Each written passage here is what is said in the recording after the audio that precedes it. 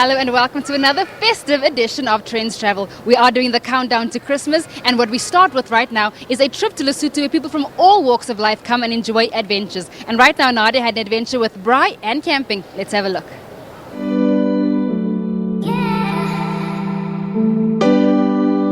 Welcome to Lesotho. An exciting weekend ahead of us. We are here to witness an attempt at breaking a world record with the world's longest braai in Malitsonyane. But first we start in Thaba Bosiu, where King Moshoeshoe resided till his last day. For anyone that wants to learn about the history and heritage of the country, this is the place. With a cultural village that takes you back in time, in Thaba Bosiu you get a great sense and deeper understanding of the Basotho. Well, we are on our way to Malitsonyane, and I'm sure we'll find some interesting things along the way. First, we went past Roma, a busy little town considered to be the educational and spiritual heart of Lesotho.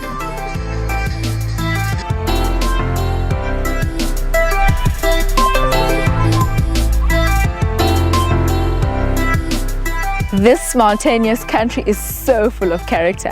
Behind me is Mele, a mountain that resembles a woman's bosom.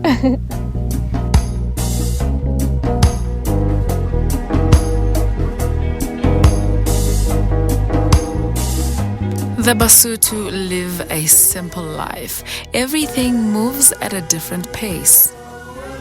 At the market, all you see is donkeys, blankets, and gumboots.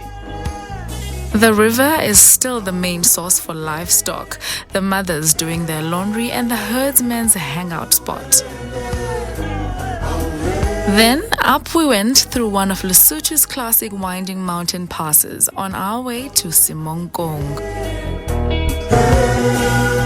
After a long, winding and rocky road, we have finally arrived in Malitsonyane. This is one of the most beautiful places to visit in the world. The preparations for the world's longest braai are underway. It's going to be epic.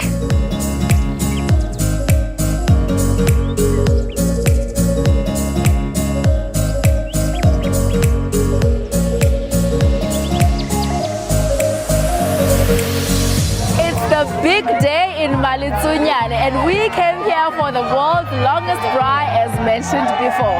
Well, the wind got a bit in the way, but people kept themselves busy with go-karting, quad biking, and sticking to true Lesotho culture, horseback riding. But we came here for the world's biggest braai, and a braai we shall get.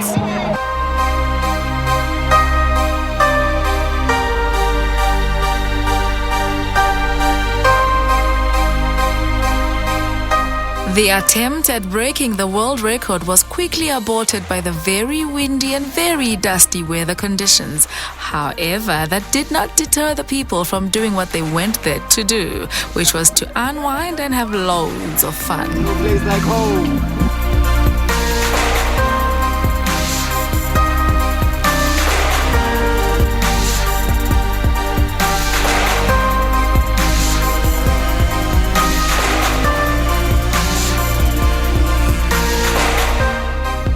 Some people had never seen a horse, let alone go on a ride. This had to be a great tick off their bucket list.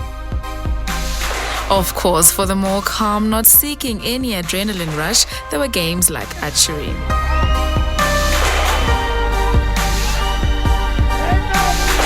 Every year it's getting bigger and bigger. The braai festival is lit. I wish everyone can come here.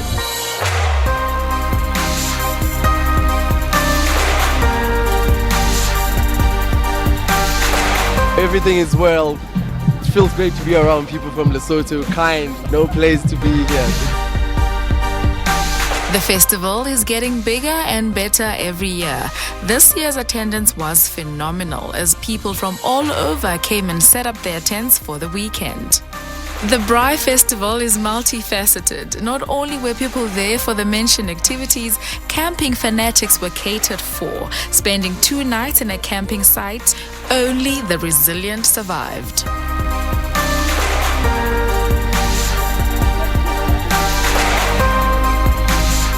It's impossible not to fall in love with Lesotho.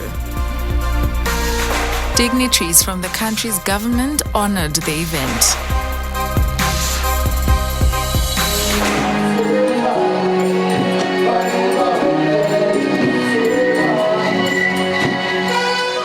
As the sun set, the music concert started with DJs and local artists entertaining the crowd till the sun came up.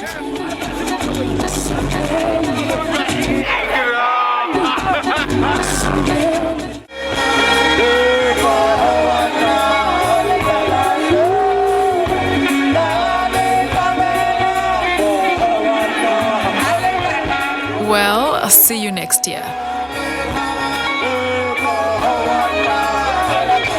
Thank you very much for having us. Look up another call. Look up another call.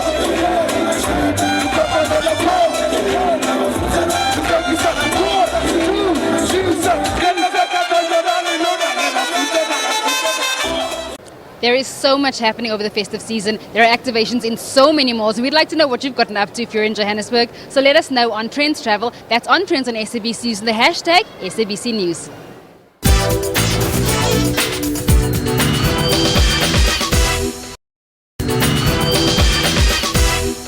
Now, just because it's December doesn't mean you've stopped traveling. And you know that December is the month of miracles.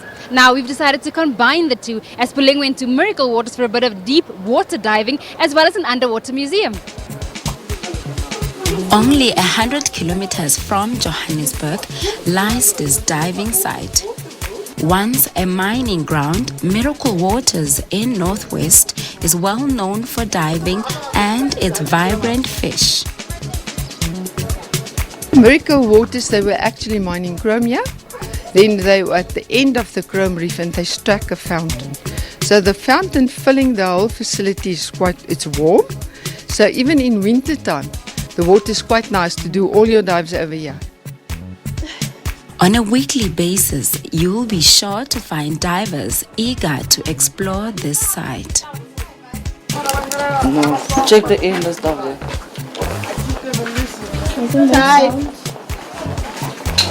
And vibrate, it's open. I like your underwater language. I think it's so cool. Can you do one of those? You were saying this is okay, right? Yes, this is okay. Yeah. This And is then okay. This is going up, no more sharp. okay, going up is you're going up the You're going out of the water. So this is going down. So you're going underwater. So this is a problem site. So meaning if you have sore pains, sinuses, or you are having a short breath, you just show and you point to wherever you have pain. Yes. And then it's the standard of you are out of air. But what if I just want to say sharp? Like Sharp. I just wanna be like, sharp. No, you give me okay. Can't I just say sharp? If you say sharp to me, it means you want to go out of the water. Oh, wow. Yes. That's a very complicated language, guys. Thanks. Only us, the divers, speak it. So how long have you been diving for? Now I think it's 10 months. Yeah. How close are you from getting your license? Very close. Maybe after a couple of weeks. Okay. Yeah. That's awesome. What was your favorite thing to see underneath there? Fishes, and then the bus, and then there's a van, the cross. Who else comes here to do their training for diving? Well, all the embassies over the world, they send all the students that want to do diving in South Africa, they send them here.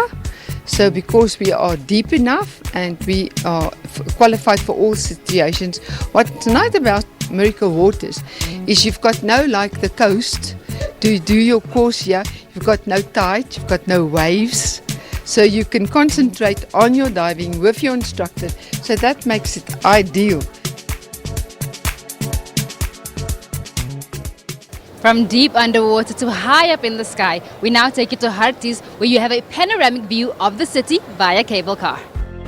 While many still prefer to explore Hartbeespoort on land, we took a tour of this place from something a bit higher and much more confined.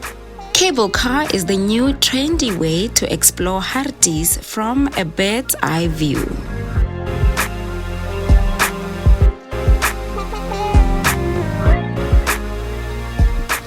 The interesting part about walking on this path after you take a cable car all the way to the side is that there's plenty of history lessons that you can pick up, like this one over here, and it's about Hartbeespoort Dam. For those that didn't have history or are wondering what is Hartbeespoort Dam about, Hartbeespoort Dam was completed in 1925 on the farm belonging to Johann Schoeman, son of General Hendrik Schoeman.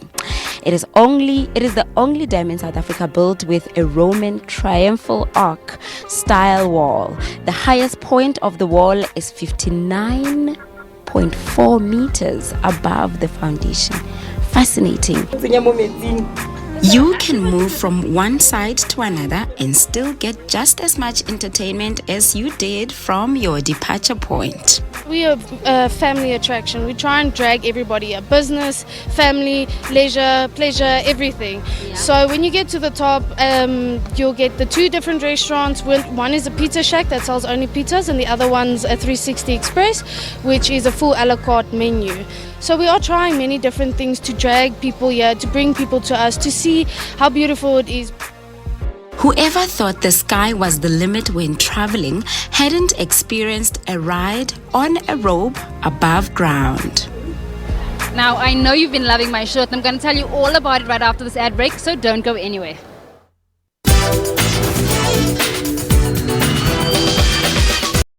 I tell you all about my shirt. My shirt says I am second. Now that's exactly what we're all about this festive season, is putting others ahead of ourselves. And that's exactly what happened at this year's Carols by Candlelight and Wonderland of Lights that took place at the Walter Sisulu Botanical Gardens. Let's go have a look.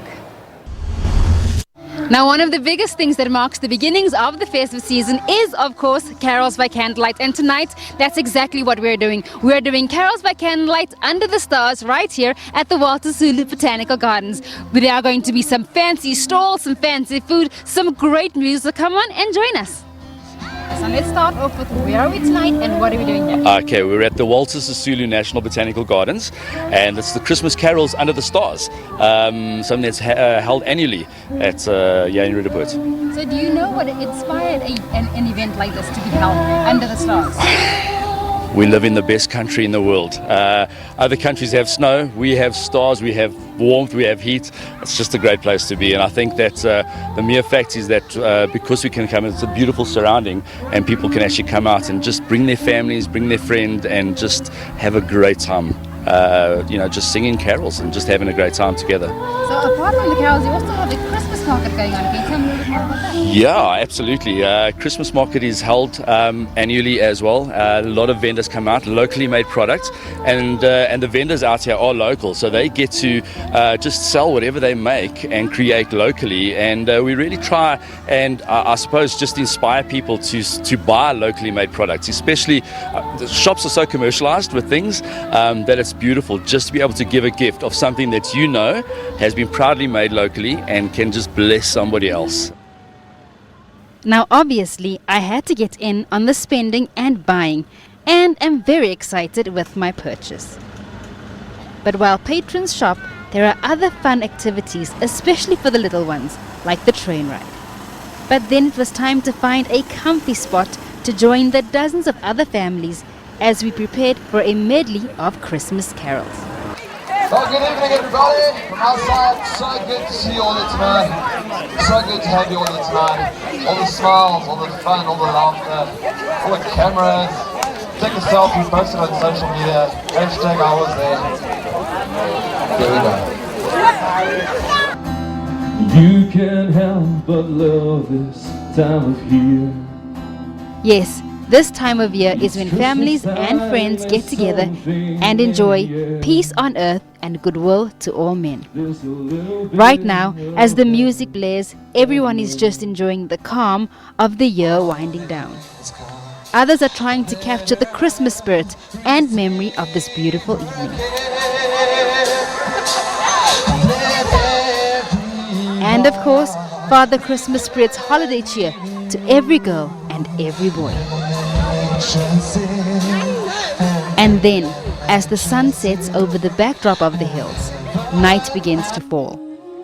And we are carried on the wind by the angelic voice of Antonie Havenger.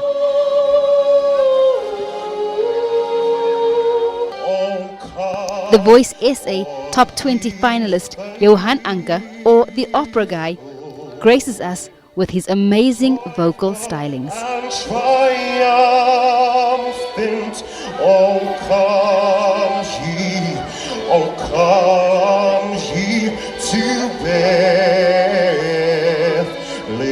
And lastly, the In Faith I Am Second band. Now everywhere we look, we see this thing that says I Am Second. Yes. Tell us about that. Oh man, I Am Second is a movement that's meant to inspire people of all kinds to live for Jesus and for others. It's a movement that was inspired out in America in about 10 years ago, and for the last 7 years we've been trying to get people to buy into this whole thing of putting others before themselves. This, sitting in the dark under the stars, listening to live Christmas music, has already become a tradition for many families. So we've been doing it for around 7 years. With such a lovely outdoor venue, we thought it might be a good idea to have a safe environment for families to come enjoy the Christmas spirit. Even though not everybody celebrates Christmas, we all enjoy the festive season and holiday time. And what gets you into spirit more than jingle bells? Jingle bells and twinkling lights. Over 100 imported blinking, twinkling lights to be exact. The gardens during this festive time is transformed into a wonderland of animated blow-up lights. Christmas characters adorn the lawns, bringing a little bit of heaven to Johannesburg. There's a little bit of heaven everywhere.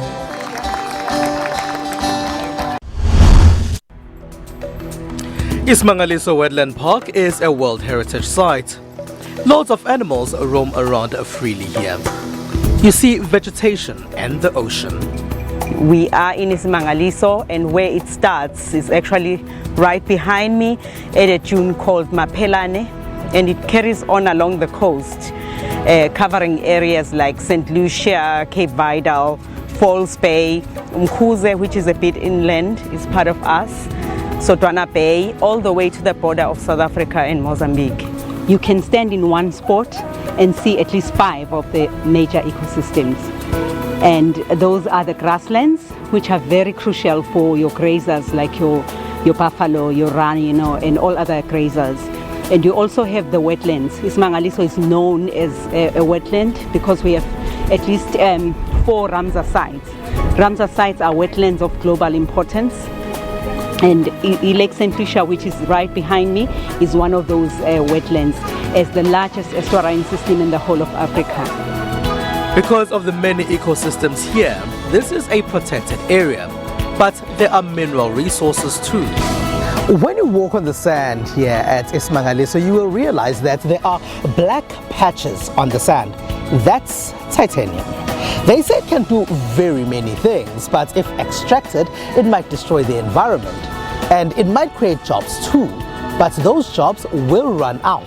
The environment will be destroyed, and ecotourism, which is also creating very many jobs here, would have disappeared. There's also a belief that there could be offshore oil and gas in these blue waters. If it was dug up, all of this nature and greenery would disappear. The minerals that are found in Ismangaliso, they are on the sand dunes that we have here, which are amongst the highest in the world.